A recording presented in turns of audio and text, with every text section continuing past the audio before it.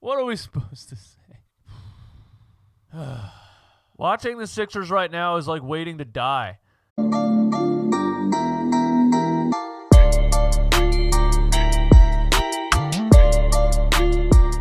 What is up, guys? DJ Sweet here, run it back, home of the most brutally honest Philly sports takes on YouTube. Some people don't like it, but it's because some people don't like the truth. Hit the subscribe button, the like button, hit the notification bell. It dings your phone like an annoying girlfriend, all that nonsense.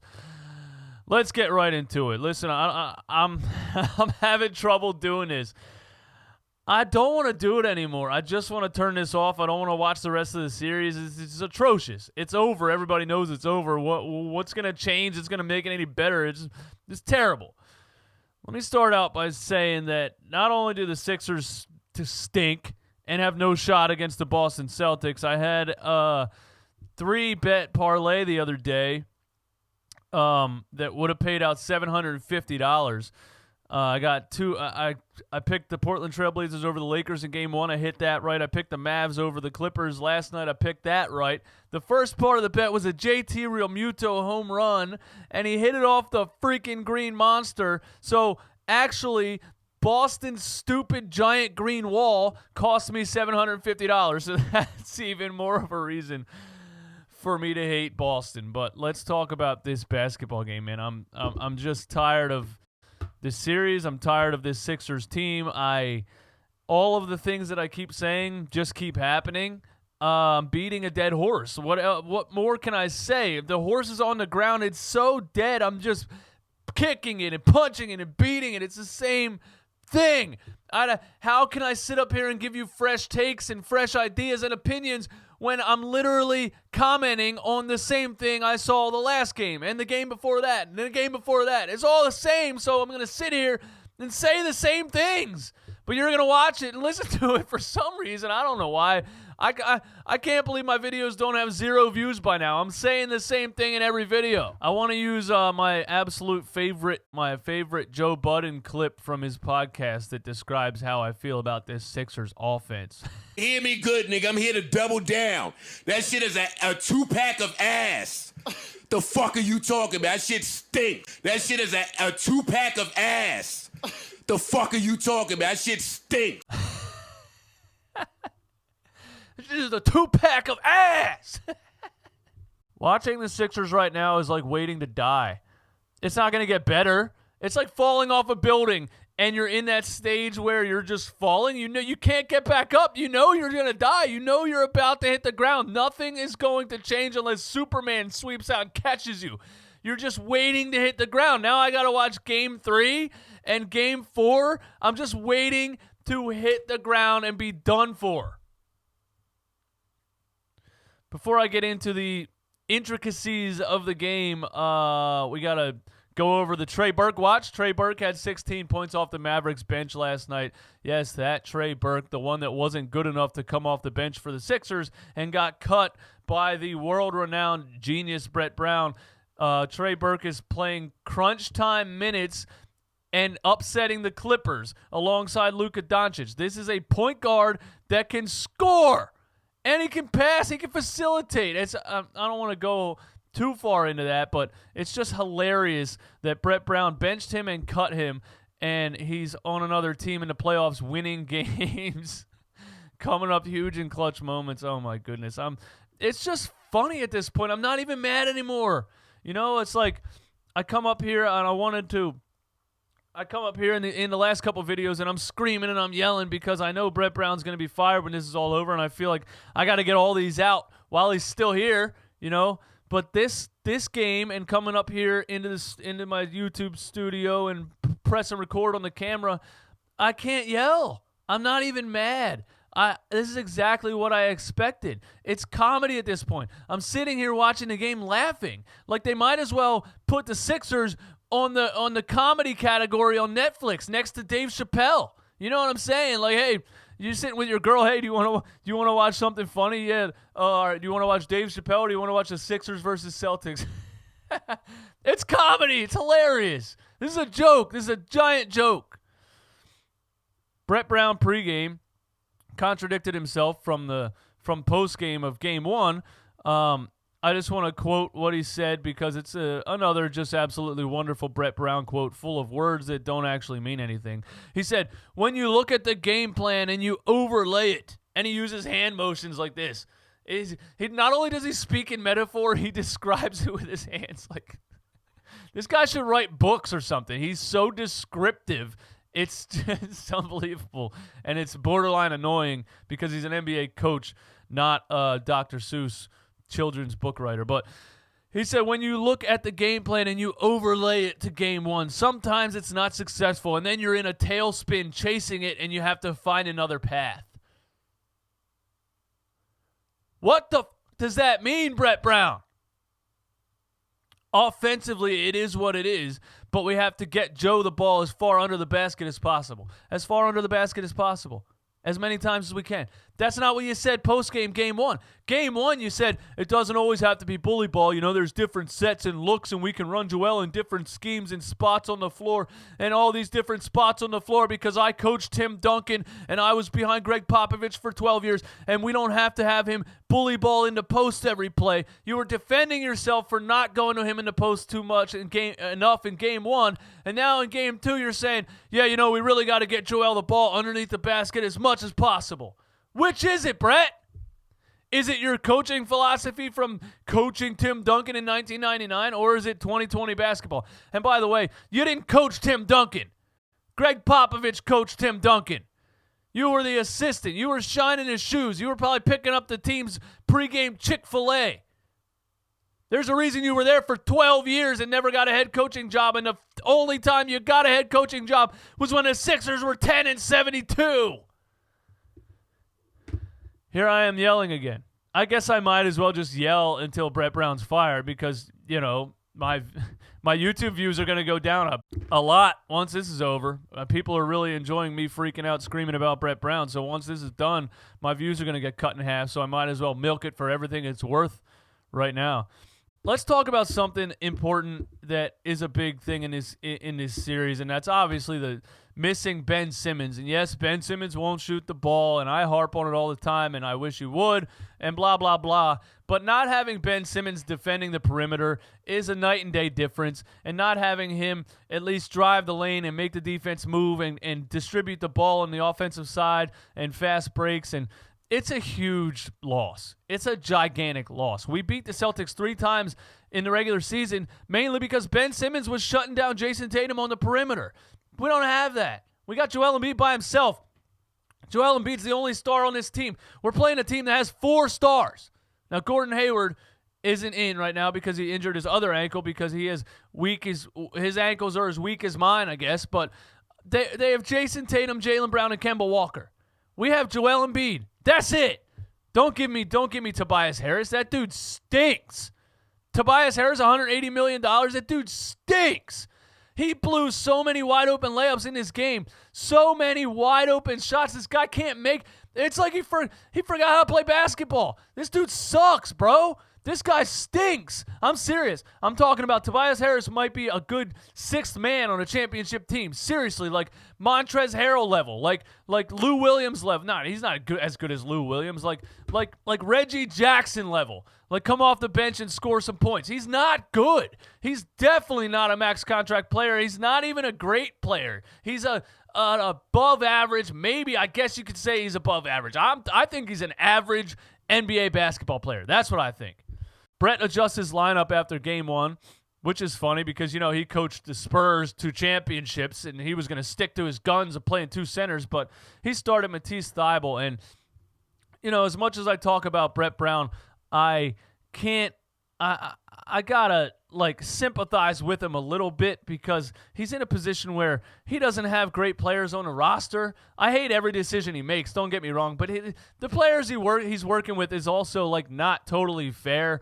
I mean, come on, bro. When you're in a position where you have to start Matisse Thybulle, this guy's a rookie in the NBA, has basically no offensive game whatsoever. He's a great defender on ball for the most part, but he fouls a lot, and I knew starting Matisse Thybulle was going to be a disaster. He was a minus 20 or something like that, as much as I hate the plus-minus stat. But Matisse Thybulle he's too inexperienced. He makes too many mistakes, And defensively, he jumps on top of guys, and he gets a lot of foul calls. And not a lot of good happens from him playing a lot of minutes, like starting minutes. Like, I think 15 minutes is the perfect amount of minutes for Matisse Thybulle. You can't start Matisse Thybulle. I don't know why Alec Burks wouldn't start in the game. I don't know why. You would put Al Horford on the bench. Okay, now I need a guard to start. I want to play more guards around Embiid, which you said you didn't want to do, but now suddenly you want to do that. But you put Al Horford on the bench because you want to start another guard to match up with the Celtics small ball lineup, and Alec Burks isn't the guy that you start. It doesn't make sense. He had 18 points last game in like 20 minutes, and you don't start him. Not only do you not start him, you bring Raul Neto on the floor before him. I'm going to get into that, though. I don't want to jump ahead, but I'm going to get into the Raul Neto thing because I'm just absolutely amazed by it. So playing the guards and putting Al Horford on the bench to start the game, clearly there was more space for Joel Embiid to work. I mean, it's not rockets. It's the most obvious thing I've ever seen in my life. You take the second center off the floor and put someone who can space the floor a little bit on the floor, and all of a sudden Joel Embiid has a whole bunch of space, and he scored 15 points in the first quarter, rimmed out a three, would have had 18 points in the first quarter. He had 25 in the first half or whatever, or 22 in the first half or whatever, but a lot of space in the first quarter, and Joel Embiid was going to work, and he was on fire. And then he went cold in the second, he went ice cold in the third, and yada, yada, yada. But a lot more space when you play a guard on the floor versus a second center. I can't even believe I have to say that out loud. Let's talk about Raul Neto coming in the game before Alec Burks, because, like I said, Alec Burks scored 18 points in the last game. And you would have thought he would have been the one to get the starting nod with Al Horford going to the bench. Not only did he not get the starting nod, Brett Brown, I almost can't say it. I was joking yesterday, 2 days ago on Twitter. I was like, at what point does Brett Brown say F it and put Raul Neto in the game? And people are laughing, and it's a big joke. Like, once again, we thought we were not going to see Raul Neto, and he comes in the game before Alec Burks. And you know why? You know what the actual reason is? Brett's actual reasoning is that he's a good entry pass maker. Mr. Entry Pass Specialist. He's an entry pass specialist. Is that actually a thing? He can't make a shot. He can't make any plays. He doesn't give your offense anything, but he's good at entry pass. Is that actually a thing? Imagine that badge on 2K. Hall of Fame Entry Pass Specialist. What are we doing here? We're playing a guy who can't give you anything offensively because he's good at passing the ball into the post? Oh, my God. Even Mark Zumoff and Ala Abdenabi were confused. They were making jokes about, we thought we weren't going to see Raul Neto in this series. We thought we weren't going to see Raul Neto. I'm sure Alec Burks is just as confused as we are. Bro, the damn announcers are making fun of you. Shake Milton looked good in the first quarter. He had a nice post turnaround fadeaway. He had 7 points in the first quarter. And, he went cold again the rest of the game. But, again, he's inexperienced, but I see a lot of offensive potential. And if he can get a couple years under his belt and continue to get this playing time, Shake Milton can be a very, very good offensive player. So I don't want to say he's trash. Matisse Thybulle and Shake Milton are 6 years of tanking, and two of the players that we have playing a lot of minutes is a rookie and a second-year player that went to SMU that came up from the G League.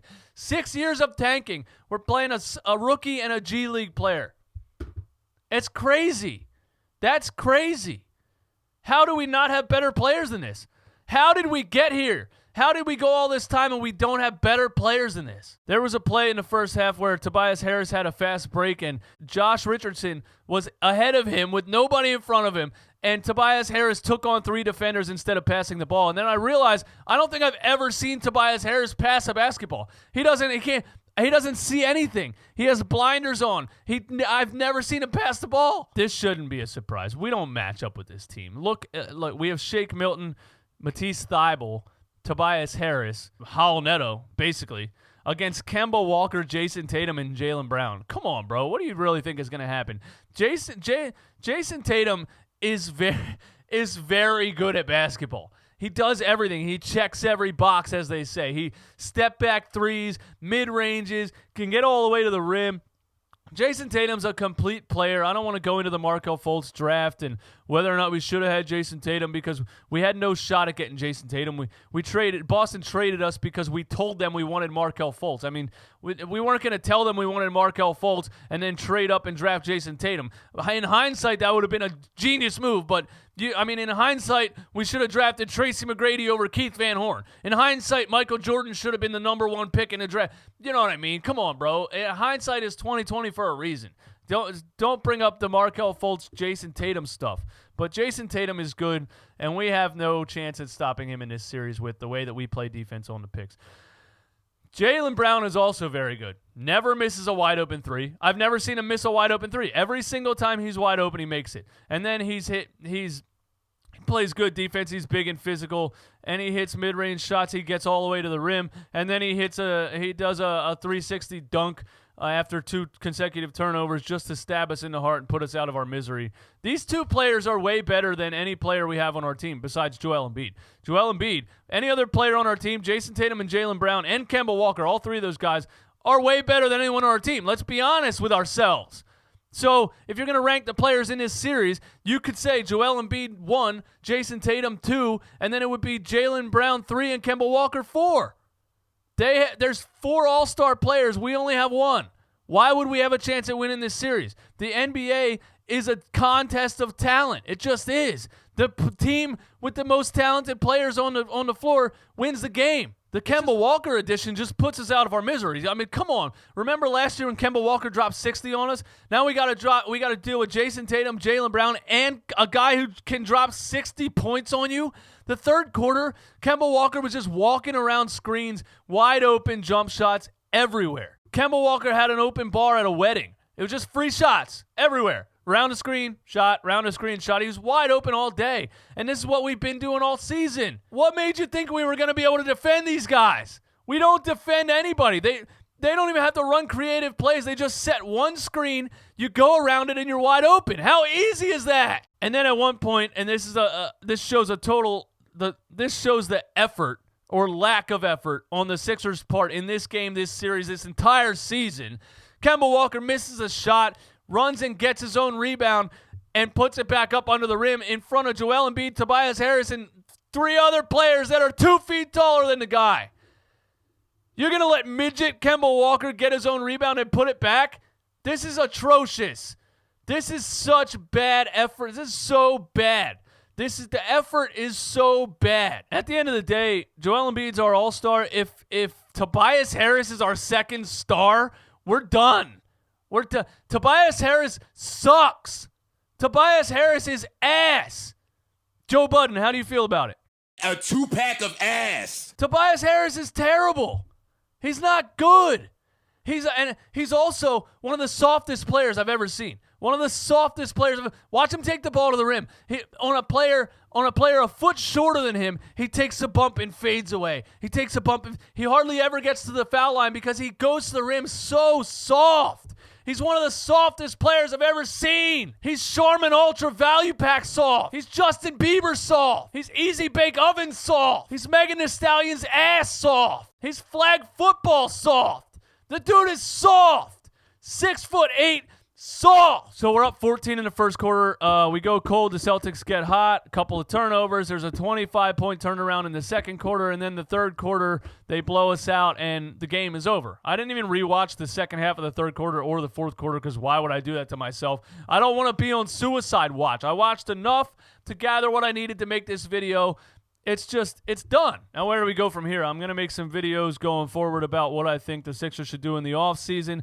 Obviously, you have to do everything you possibly can to get rid of this Al Horford contract. Even if you have to throw in that Oklahoma City first-round pick, we will give you a first. The only way to do it is to go to a bad team that doesn't have any contracts on their roster, that maybe just traded a big star that's going to eat some cap, and say, hey, we'll give you a first-round pick to take Al Horford. That's how big of a mistake this signing was. Elton Brand is going to have to swallow his pride and say, I fucked up so bad that I will give you a first-round pick to take my mistake away from me. Please. Is that realistic? Is Elton Brand actually going to swallow his pride and understand how big of a mistake this was. How stupid does he feel this whole season when he signed Al Horford to that horrendous $100 million contract? And, you know, we lost Jimmy Butler, J.J. Redick. We lost a ball handler, a closer, and a sharpshooter, and you replaced him with a second center. Him and Brett Brown were obviously together in a meeting, and Brett Brown was in there telling him what he tells us. Hey, I coached Tim Duncan. This is what we should do. I coached Tim Duncan to 4 championships. This is what we should do. We need 2 centers. We need to play bully ball and dominate defensively with 2 centers. In 2020, when everyone's shooting 3-pointers from half court, we got to win the game with 2 centers. That's what he told Elton Brand. And Elton Brand was like, all right, let's do it. And they signed Al Horford. And now the whole season went by, and they had to slowly realize this was the biggest mistake I've ever seen somebody make as a general manager. Besides Chip Kelly, you know, cutting LaShawn McCoy and cutting Deshaun Jackson and trading whoever else he traded and signing whoever else he traded, DeMarco Murray, trying to use DeMarco Murray as a swing back when he's up the middle back, trading for Sam Bradford when you want to run a motion offense. This reminds me of Chip Kelly. Everything he does is the opposite of what you should do. I would love for them to move on from that Horford contract. I would love for them to move on from the Tobias Harris contract, but it just doesn't seem possible with how big these contracts are and how much these players underperform these contracts. It doesn't seem possible, and if it's not possible, we are screwed. That's all I got, man. Let me know what you think in the comments. My name is DJ Eastwood. Run it back home with the most brutally honest Philly sports takes on YouTube. Some people don't like it because some people are still lying to themselves. Do I even have to make videos after the next game? Do I even have to watch the next 2 games and make videos? It's going to be a sweep. There's no shot at the Sixers winning a single game in this series. Do I have to make videos after these next couple games? Like, I'm tired of it. I'm tired of saying the same thing. I'm sitting here beating a dead horse. That's what I'm doing. I'm ready to talk Eagles football. You know what I mean? I'm ready to talk Carson Wentz and Miles Sanders and Deshaun Jackson returning. And I'm ready to talk Eagles football. I'm so sick of talking about this. This is nonsense. I don't know. I honestly don't know if there's going to be another Sixers video this season, like a game recap. There's definitely going to be videos of me talking about what I think they should do trade-wise, what I think they should do contract-wise in the offseason to try to turn this thing around. But I don't know if there's going to be another Sixers post-game video because I'm just sitting here saying the same thing over and over. Thank you guys for watching. Love you guys. Hit the subscribe button, hit the like button, hit the notification bell. It dings your phone like an annoying girlfriend. My name is DJ Eastwood. This has been Run It Back. Stay tuned for more Philly sports talk. Peace.